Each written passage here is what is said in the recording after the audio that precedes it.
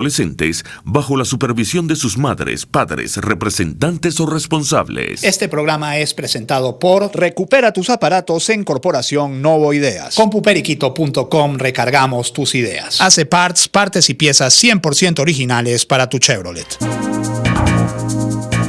Informe RCR presenta Titulares de la Mañana con Pedro García Otero.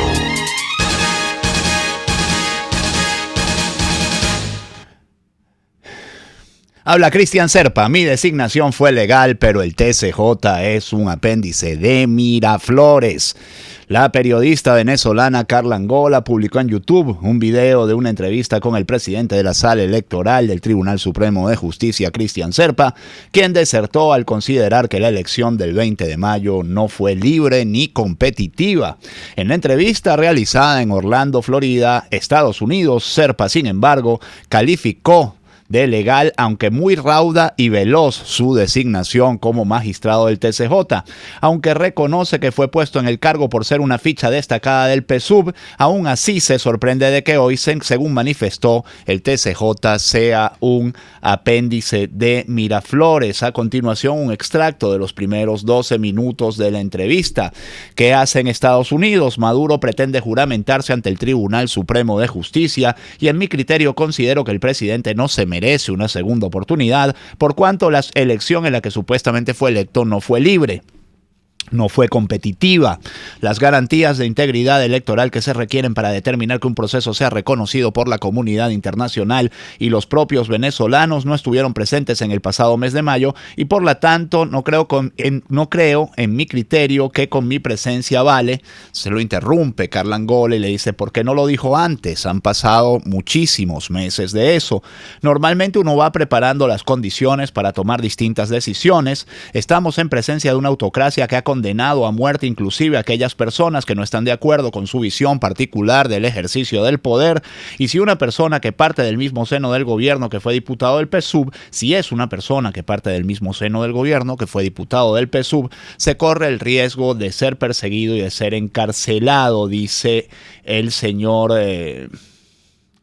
Cristian Serpa, presidente, por cierto, de la Sala Electoral del Tribunal Supremo de Justicia.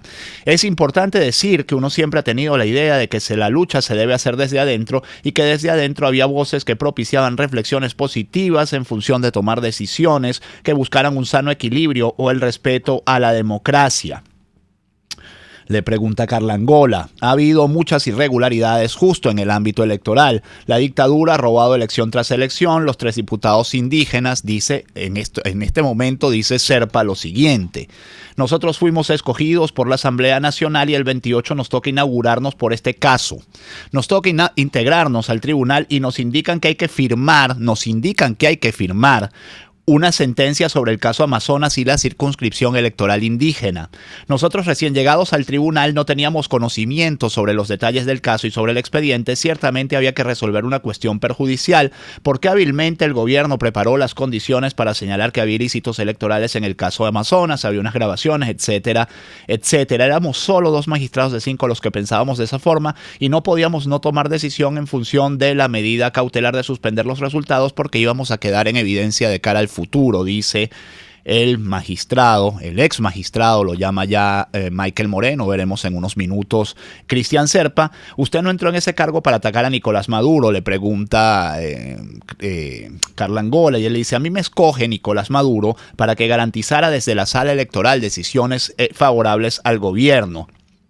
Y yo simple y llanamente lo que estoy haciendo con esta decisión de venirme aquí es no seguirme prestando para esta situación, porque somos los que le lavamos la cara al régimen en el sentido de que somos personas sobre las que no pueden emitirse condenas o señalamientos de corrupción o de situaciones irregulares. A ellos les interesa tener personas disciplinadas y que acaten las órdenes que ellos dan. Si ahora el señor Cristian Serpa se sorprende de que lo hayan elegido para hacer decisiones favorables al gobierno, es porque él mismo no ha visto su propio currículum. Fue jefe del despacho presidencial entre 2007 y 2009, jefe del despacho presidencial de Hugo Chávez Frías.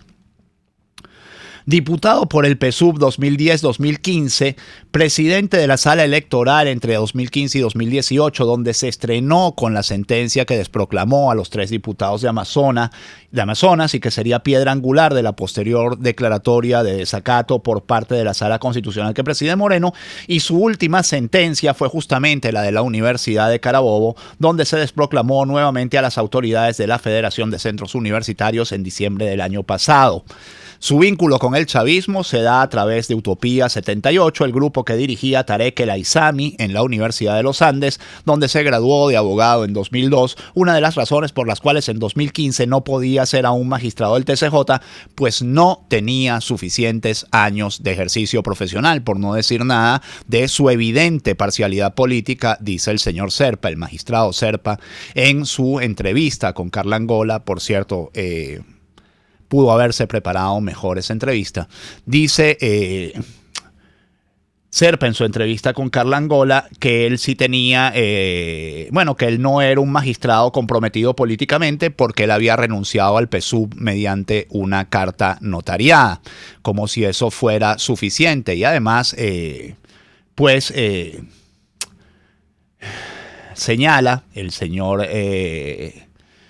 señor Serpa, se sorprende de que Miraflores lo tenga como una ficha para tomar decisiones cuando pasa directamente de ser diputado en una obvia irregularidad, pasa en minutos de ser diputado del PSUV a ser magistrado presidente de la sala electoral del Tribunal Supremo de Justicia. Pero más allá, el TCJ, Michael Moreno, quien ya les digo, este hombre tenía más de 12 años ocupando altos cargos en el Poder Ejecutivo y en el Poder Legislativo y posteriormente en el Poder Judicial. Pero es solo un día después de que se conoce la defección, la deserción de Cristian Serpa del Tribunal Supremo de Justicia y su huida, cobarde huida, si me perdonan la expresión, si me perdonan el adjetivo, hacia Estados Unidos, el señor Cristian Serpa, el señor Michael Moreno, se da cuenta, presidente del Tribunal Supremo de Justicia, de una forma tan irregular como fue presidente de la sala electoral Cristian Serpa. Michael Moreno se da cuenta de que el hombre tenía abierto un expediente desde noviembre por acoso sexual, divulga que tenía un expediente abierto por acoso sexual, y dice Cristian Serpa, tengo enredados los nombres, dice Michael Moreno, hablando de Cristian Serpa: el ex magistrado Serpa huyó del país valiéndose de su prerrogativa constitucional que ostentaba para evitar la justicia y que sus delitos quedaran impunes. Por eso ahora, quien se preste, fíjense ustedes lo maligno de utilizar incluso los derechos de la mujer como arma política y como manipulación política, dice Michael Moreno, quien se preste para reivindicar la oscura psicopatología de este exfuncionario debe obtener el rechazo de todos los que hemos sido garantes de los intocables derechos de las mujeres, afirmó el magistrado Moreno. Ayer hubo el rumor de que 2 magistradas mujeres, una de ellas Francia Coello y la otra, no me acuerdo del nombre de la otra, la otra las tengo, Yanina Caravín y Francia Coello, las tengo aquí, habían dicho que se habían también fugado de Venezuela. Ambas desmintieron su fuga de Venezuela. De lo que sí se habla, y esto es absolutamente extraoficial, es de que hay un magistrado de sexo masculino que también huyó de Venezuela, y esto se conocerá hoy. Son las 6:38, gente trabajadora, gente madrugadora de Venezuela. Sean ustedes bienvenidos a los titulares de la mañana de RCR 750 AM. Un año más, ojalá que sea un año muy bueno, un año muy productivo para todos ustedes. Un año de salud, un año de felicidad, un año de prosperidad, ya les digo. Suena difícil a este 7 de enero de 2018, pero igual hay que mandar los buenos deseos y hay que mandar el abrazo de todos nosotros. Yo particularmente estoy conmovido por la cantidad de manifestaciones de afecto, de gente que decía que que le hacía falta el programa, pues que necesitaba el programa en sus mañanas. Bueno, aquí estamos nuevamente para hacerlo este año, si Dios quiere. 6:39 minutos ya, trabajaremos para ustedes hoy y todos estos días. Jaime Nestares en la dirección de la estación, Jackson Vargas en la coordinación de información, Marilia García en la producción, César Arteaga en los controles, quienes habla Pedro García Otero. El principal titular del Aragüeño nos dice: las clases iniciarán este lunes 7 de enero. Anunció Aristóbulo Isturiz, las clases incorporan, nos dice Globovisión, a más de 8 millones de estudiantes, de los cuales 6,4 millones pertenecen a liceos públicos. Estas todas son cifras oficiales del Ministerio de Educación. Lo que no les dirá el Ministerio de Educación es que las clases se inician en medio de una amenaza de paro del sector público educativo, una amenaza de paro que, por cierto y por supuesto, viene arrastrándose desde el año pasado, cuando el sector de la educación tuvo graves problemas, digamos, en relación con sus sueldos, en relación con sus ingresos, como todo el resto del país, y tuvo una plataforma de conflicto muy bien establecida, con protestas prácticamente diarias frente a la sede del Ministerio de Educación. El principal titular de 2001, mientras tanto, 2001 edición impresa, nos dice: la Asamblea Nacional buscará organizar el reclamo social. Edgar Zambrano, primer vicepresidente del Parlamento, afirma que el Poder Legislativo debe articular el malestar de la calle y estar al frente de la reinstitucionalización, qué complicada palabra para decir en radio, del país para rescatar la democracia. El diputado de AD sostiene que la Asamblea Nacional conducirá la transición, y el periódico de Cataluña nos dice: la oposición reta a Maduro y dice que no va a reconocer su nuevo mandato. Los grupos antichavistas de la Asamblea Nacional acusan al presidente de usurpador. El mandatario tiene previsto jurar la renovación de su cargo este miércoles ante el Tribunal Supremo. En realidad es el jueves 7, hoy es 7, 8, 9, 10, es el jueves. Este jueves 10 de enero, dice el periódico este miércoles, no se molestó ni siquiera en mirar el calendario. No será para los venezolanos un día común. Nicolás Maduro inicia su segundo mandato presidencial en medio del rechazo de Estados Unidos y los países vecinos, a excepción de México, y con el frente interno quebrado. La Asamblea Nacional, en manos de la oposición, no ha dudado en calificar al mandatario de usurpador, porque considera que en las últimas elecciones fueron fraudulentas. Nos enfrentamos a la ruptura del orden constitucional y la presidencia se encuentra vacante, dijo el sábado durante el discurso de asunción de su nuevo cargo el presidente de la Asamblea Nacional, el opositor Juan Guaidó. En realidad no dijo esto, y los matices importan. Lo que dijo Juan Guaidó lo dejó muy claro: es que está en manos de un usurpador. Y El Mundo de Madrid trae una entrevista con Juan Guaidó hecha por el excelente periodista Daniel Lozano, quien dice: tenemos una deuda pendiente con el pueblo, generar el cambio. Juan Guaidó, nuevo presidente de la Asamblea Nacional, es lo que se ve, un político joven de 35 años que habla claro y raspado, como dicen en Venezuela, de los que no miran a otro lado, activista estudiantil formado en Voluntad Popular, del ahora preso Leopoldo López, y forjado en las luchas parlamentarias, siempre en las primeras filas de las protestas del 2014 y 2017. En el Día de los Reyes Magos, Guaidó acudió a su parroquia en Punta de Mulatos, en el litoral de Vargas, a una hora de Caracas, como hace casi siempre, una iglesia pequeña y humilde de un barrio pobre que suma buena parte de los males de Venezuela. Sus amigos y conocidos le abrazaron y le animaron, sabedores de las horas abrumadoras que hoy vive. Guaidó se ha situado en el centro del huracán político en Venezuela, tan fuerte como los que azotan al Caribe en verano. Y mientras tanto, Panorama trae declaraciones, un comunicado de la Cancillería, publicado ayer en la tarde, que denuncia acciones hostiles, donde Venezuela denuncia acciones hostiles de Estados Unidos contra Maduro. El gobierno de Venezuela denunció el domingo acciones hostiles de Estados Unidos contra el presidente Nicolás Maduro, tras el respaldo de Washington a la declaración del mandatario socialista como usurpador por parte del Parlamento, único poder controlado por la oposición, reseñó AFP. Venezuela denuncia una vez más ante la comunidad internacional el intento del gobierno de Estados Unidos por consumar un golpe de Estado al promover el desconocimiento de las instituciones legítimas y democráticas, señaló un comunicado de la Cancillería, en el que acusa a voceros de la administración de Donald Trump de desatar acciones hostiles a partir de falsos supuestos. Mientras tanto, ese mal imitador de un mal presidente que se llama Nicolás Maduro, mal imitador de un mal presidente que fue Hugo Chávez Frías, ayer se lanzó una caimanera de softball. Por eso digo que es un mal imitador. Hasta seguramente jugando béisbol es peor, porque un hombre con semejante dimensión corporal no creo que pueda jugar muy bien béisbol a estas alturas horas de su vida. Dice, lo que ha hecho esta Asamblea Nacional es traición a la patria, dice Maduro. Maduro tiene un atrio en el partido de béisbol para dar declaraciones. Impresionante, de verdad. De verdad, el nivel de manipulación de este gobierno. Si ustedes ven BTV a esta hora, la manipulación es una cosa grotesca. Grotesca, de verdad. Propaganda tras propaganda, tras propaganda, tras propaganda, toda tratando de justificar lo injustificable, que es lo que va a pasar aquí a partir del 10 de enero. El jefe de Estado, Nicolás Maduro, indicó este domingo que al presidente de Venezuela lo elige el pueblo a través de los votos y consideró las acciones de la Asamblea Nacional como traición a la patria. La Asamblea Nacional también fue elegida a través de los votos y fue anulada por marramucias del gobierno venezolano, coludido con el Tribunal Supremo de Justicia. Lo que ha hecho este grupo autodenominado Asamblea Nacional, Dios mío, de verdad, qué nivel de desconocimiento. Entonces, ¿cómo quiere que lo respeten si no respeta? No tiene límite. O mejor dicho, tendría una sola calificación, traición a la patria. Se podría hablar de traición a la patria largo y tendido si hubiera libertad de expresión en Venezuela.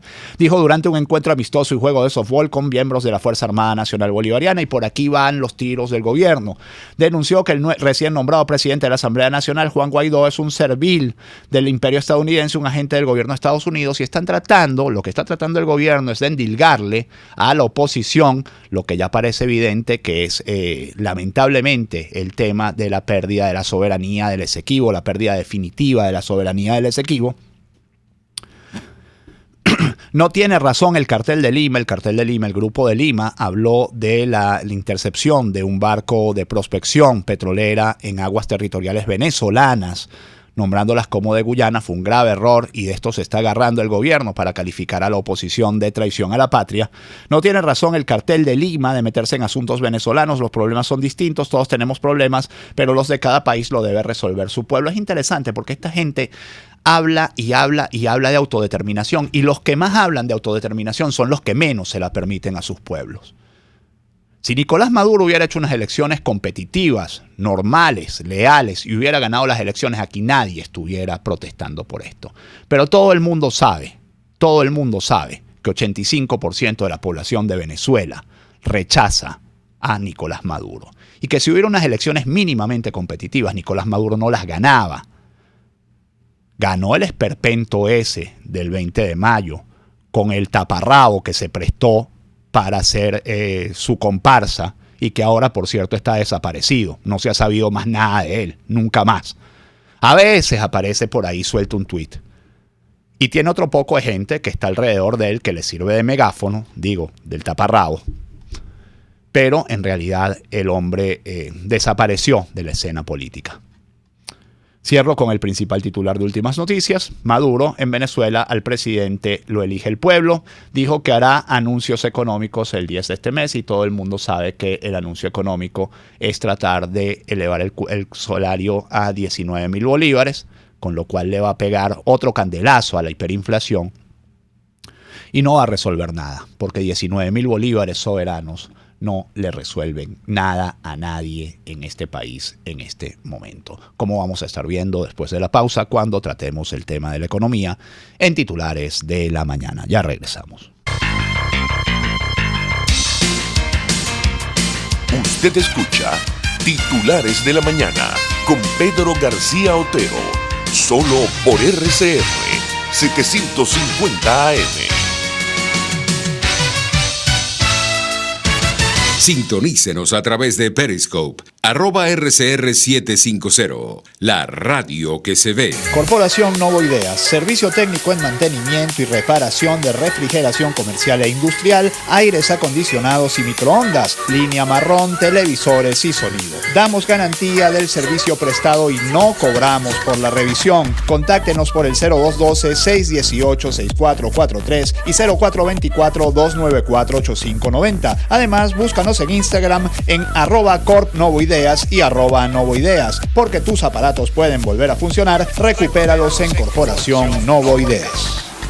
CompuPeriquito.com es recarga de cartuchos de tóner y de tinta. CompuPeriquito.com es la más alta calidad y el mejor servicio. CompuPeriquito.com tiene la solución efectiva para las impresoras de tu empresa. Contáctanos por el 0212-551-9450 y 552-6930. Estamos en la avenida Fuerzas Armadas, al lado de la estación del bus Caracas. CompuPeriquito.com, recargamos tus ideas. 0212-551-9450 y 552-6930. Tu vehículo es una de tus propiedades más valiosas. Mantén 100% original tu Chevrolet con AC Parts, donde conseguirás repuestos completamente originales General Motors y AC Delco. AC Parts te envía tu repuesto a todo el país. Estamos en la avenida Washington del Paraíso, a pocos metros de la avenida Páez. Teléfonos 0212-425-3967 y 0212-452-2001. También en Twitter @ACPartes y www.acparts.com.be. AC Parts, partes y piezas 100% originales para tu Chevrolet. Una palabra bien dicha y en el momento oportuno puede hacer la diferencia. Palabras sueltas pueden no significar nada, pero juntas pueden mover el mundo. Palabras más o menos me estás dejando. Descúbralas junto a una periodista intrépida, incisiva y audaz, María Alejandra Trujillo en Palabras más, palabras más, palabras menos. Palabras más, palabras menos. De lunes a viernes, a partir de las 7 de la mañana, por RCR 750 AM. Palabras más, palabras más, palabras